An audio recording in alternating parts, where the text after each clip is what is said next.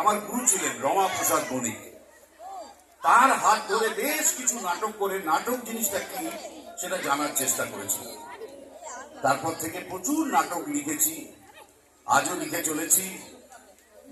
এই বছরে বইমেলাতে আমার নাট্য বই প্রকাশ পেয়েছে, যেটার নাম ছিল মিলন হবে কতদিনে।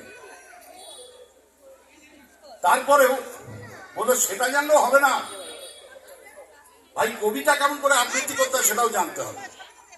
তা আমাদের সবার রবীন্দ্রনাথ, নজরুল তো আছে, তাদের কবিতা পড়ে বলে কবিতার আবৃত্তি জিনিসটা কি, ওই বাজালে না হাওয়া বেরিয়ে যায়।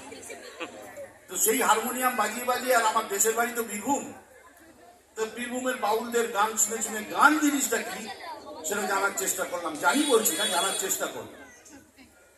তারপর বলো না না না সেটা জানলেও হবে না, মোকাবিনয় কেমন করে করতে হয় সেটাও জানতে হবে। এক জীবনে কত কি জানা যায়, কত কি জানা সম্ভব। একটা জিনিস তো তোমরা সবাই খুব ভালো করেই জানো, যে জানার কোনো শেষ নেই, আর মার খাবারও কোনো বয়স নেই। মার যদি খেতে না চাও চুপচাপ বসে থাক, ক্ষতি পড়া। অনুষ্ঠানে আসলে হাতে মাইক ধরিয়ে দিলে কি করবো সেটা বুঝতেই পারি না, কিছুই তো হতে পারি না।